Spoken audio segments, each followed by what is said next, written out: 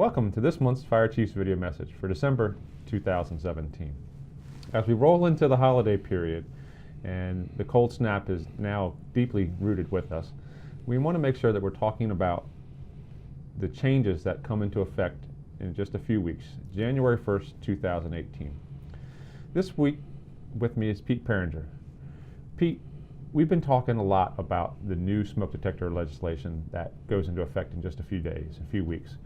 What's the background behind it? When did it get enacted by the state, and what's the tenets behind it? Well, it was actually enacted by the legislature in 2013, so it's been phased in over 5 years.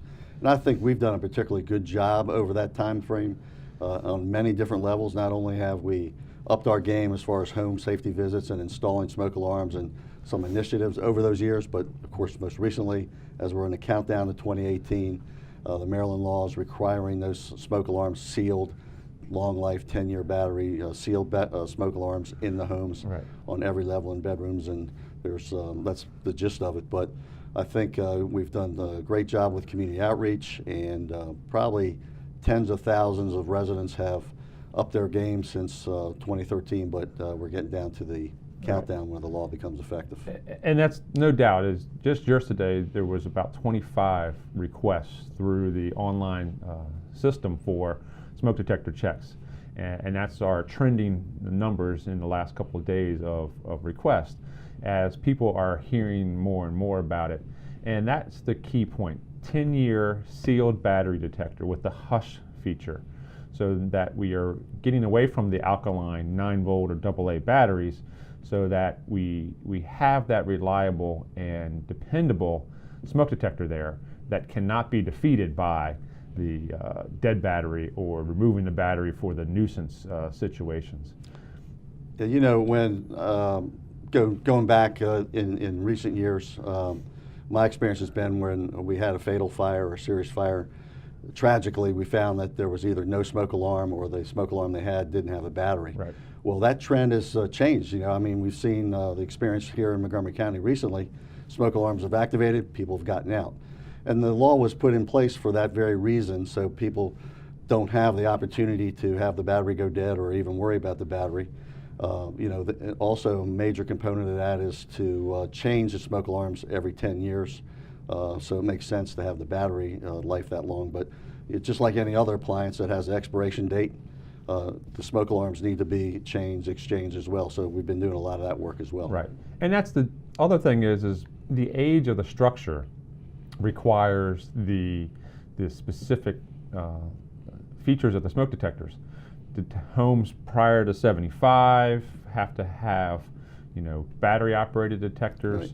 Homes between 75 and 90 have to have battery and AC powered detectors, and then homes after 1989, 90 have to have all levels interconnected and hardwired with the battery backup.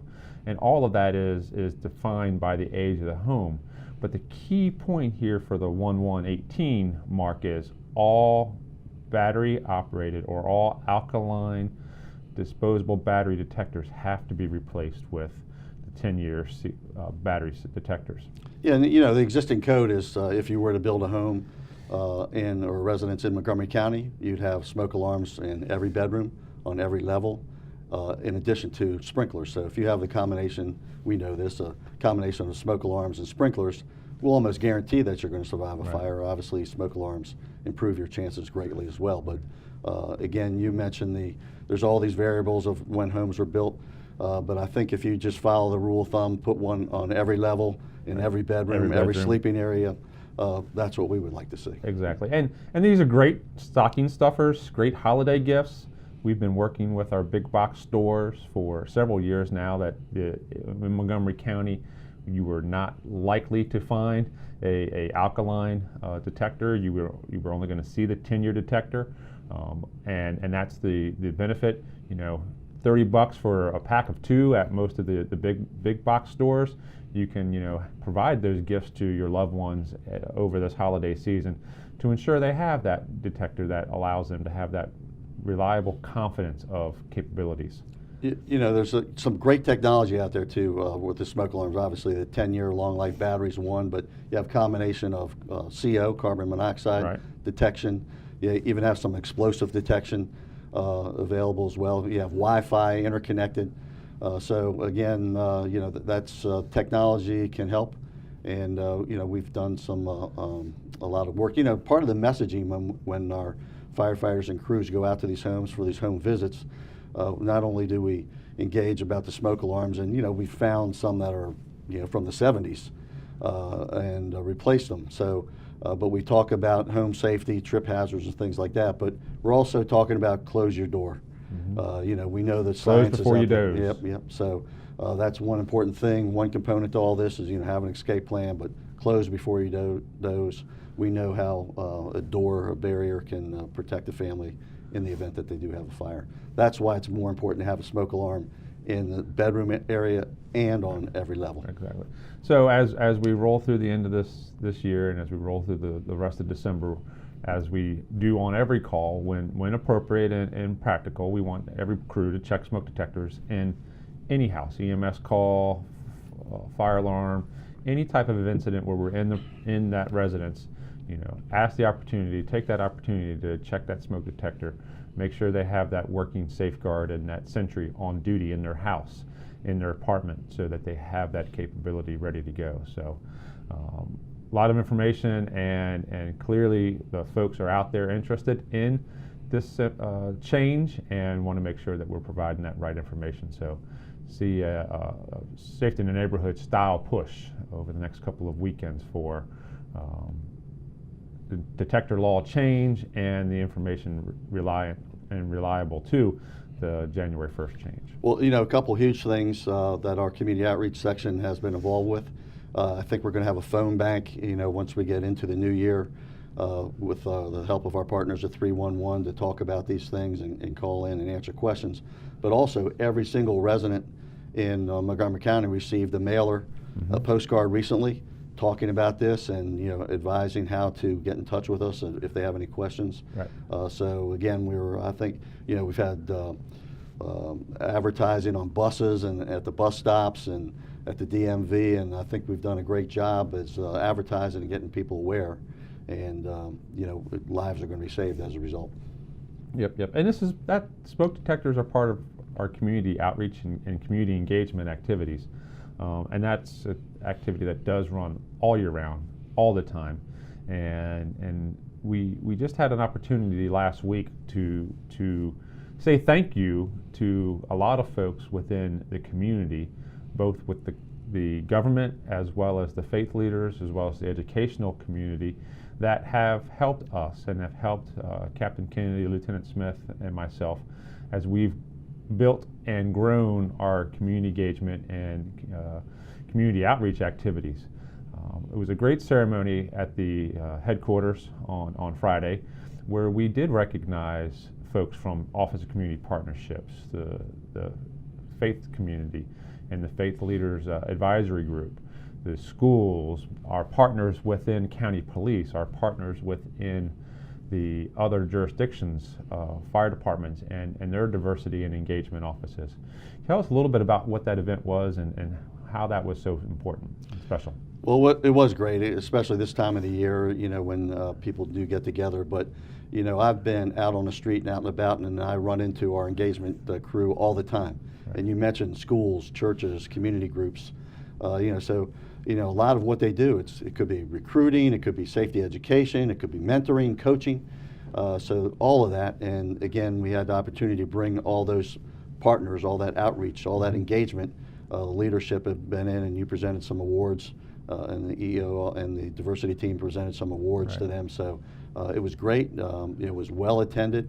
No surprise, you know, these are people that are engaged in the community and making such a big difference. But I think, I'm sure you are, and we all should be very proud of and appreciate the work that our engagement team is doing. Right. I see it on a regular basis, and as I see, they are engaged in presenting the information, safety information, smoke alarms, and, you know, wellness and what they do in an emergency, and, you know, just being a mentor.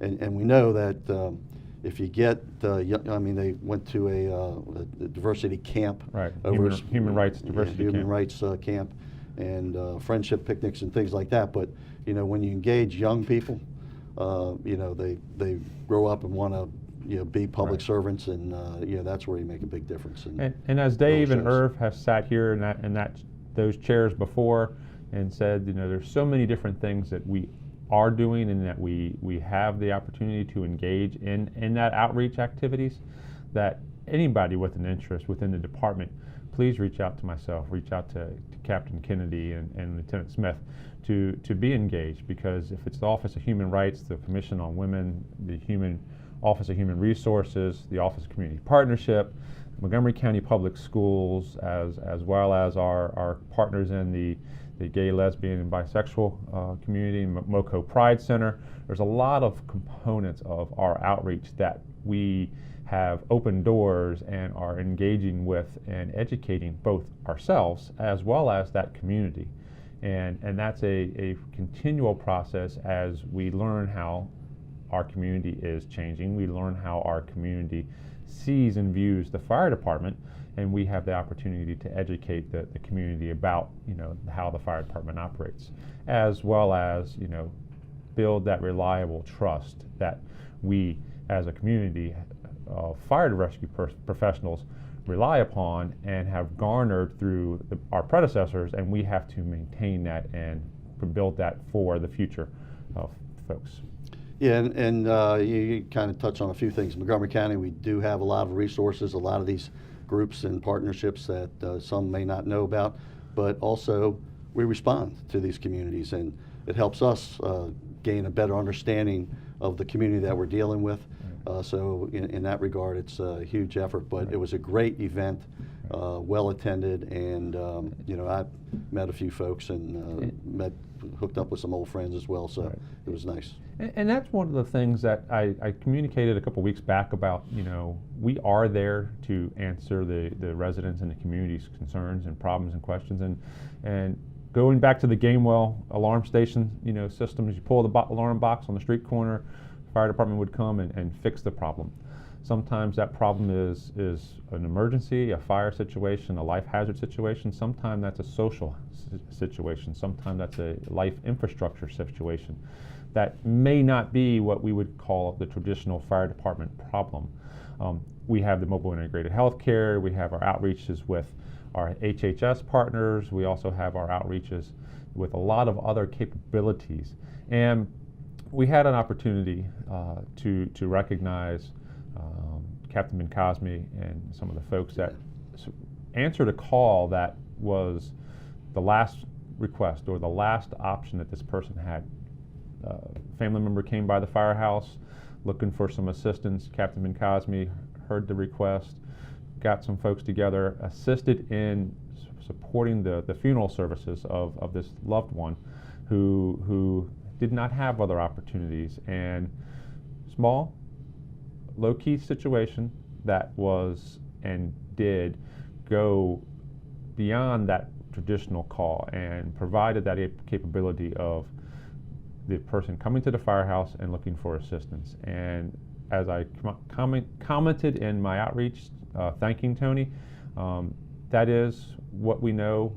It's the person who stops by the firehouse, it's the smile, it's the wave, it's the opportunity to say thank you and the opportunity to answer someone's questions and always be receptive and supportive of the folks in the community. Well, and speaking of that, and I'm not sure if you're going to wanted to mention it, but I will.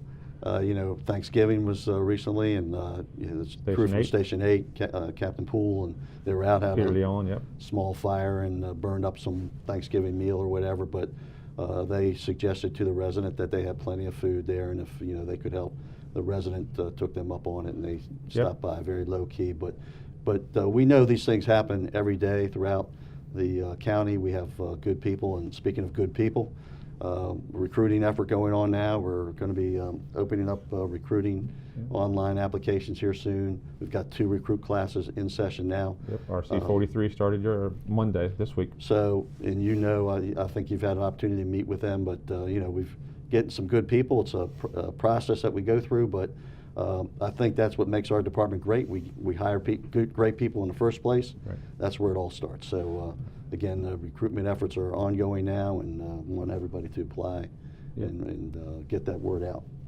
So the opportunities to say thank you is going to be pointed, and we get the pointed activities with the memorial service and the honoring of Captain Sander Cohen from RVFD and Deputy Chief with the State Fire Marshal's Office. Sander and an FBI agent, Carlos Wolf, were tragically killed out on Interstate 270 this past weekend in a motor vehicle collision. And we know that our operations on limited access highways and even in traditional residential streets are extremely dangerous. That's why we send blocking units. It's one of the key functionalities that we know we see, and just within the last this month of December, we had engine 709 struck as a blocking unit on a car crash up on northbound 270. It's a circumstance where we operate in those roadways. We have to engage to support our citizens, as Sander was doing on that Friday night, and it's a circumstance where, as a joint public safety, Maryland State Police, law enforcement, and Montgomery County Fire Rescue, Rockville Volunteer Fire Department, we will be supporting his parents, the Cohen family, as well as the friends and family from RVFD and Montgomery County Fire Rescue and the Office of State Fire Marshal. Pay our respects to Sander and his over a decade of service to Montgomery County as a volunteer, his nearly a decade of service to the state of Maryland as a member of the State Fire Marshal's Office, and understand that was Sander's service. He was operating and supporting the community by stopping to assist a disabled motorist. Happened to be a fellow law enforcement officer and an FBI agent. And tragically, both men were struck in a follow-on collision on the scene of that incident on southbound 270. But as we go out to the next call today, tomorrow, next week, next month, we always have to be working as a team. We always have to be operating with, as we sometimes say, our head on a swivel, and understand that we're mitigating our risk. We do as much as we can to mitigate that situation. Understand that nothing is all going to be perfectly safe, and understand, call for the resources needed to take the extra safety measures, work cooperatively with our partners in the tow industry as well as law enforcement, state highway, CHART as an example, to make that scene safe as possible. Because as soon as we can clear it out and move on, everybody will be able to flow. But tragically, that was not the case on that Friday night, and I hope and thank everybody for their support to this point, as we will be supporting the Cohens for many years to come, and the members of RVFD and State Fire Marshal's Office as we process through this tragic and unexpected loss of Sander, as well as Agent Wolf. Yeah, and like most of the people engaged in our department and volunteers in particular, Sander kind of stood out from most, working for the State Fire Marshal's Office, but being engaged at a young time in his life, and then really standing out at Rockville as a shift leader and so forth. So quite a loss, but again, he was an advocate of safety on the scene. And move over law was one of his issues.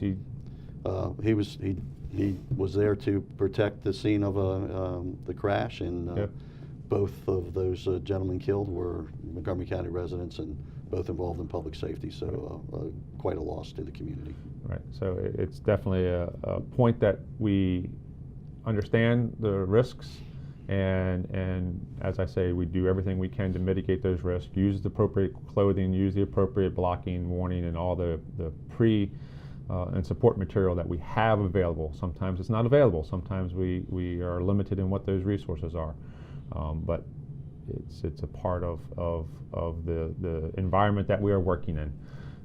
So, And we're going to redouble our efforts in public information to educate the community, but work with our media partners and responders safety group, and get some education and some other things out there to try to help this overall picture yeah. of on-scene safety. So, as we wrap up the session for December, understand that any tragic loss, the one like Sander and Agent Wolf, is a time it takes us to process that and work through that collectively. Each of us will be dealing with that in different ways and processes. Understand that as we answer the next call, we don't know if that'll be a minor emergency in our eyes or a major emergency, a event for the history books, as some would say. Understand we have to be ready for the next call no matter what it is, and how complicated it is by having and being ready. As this cold snap has hit us, make sure you have that extra clothing ready to go. Have that warm clothing replacement bag so that if you get cold and wet, you have the opportunity to change into some warm activities. It's the holiday season. Take time to enjoy that with friends and family. Enjoy it safely and responsibly as well. Take an opportunity to help someone else in the community, and support a community event, a community partnership, as well as the fire department and public safety community that you're a part of. Thank you for everybody from MCFRS and all the men and women of our organization for everything that we have accomplished this year, everything that you have done to support our organization this year, and let's look forward to a great 2018 with a lot of good things on the horizon, and make sure we have a good and safe holiday season. Till next month, thank you very much.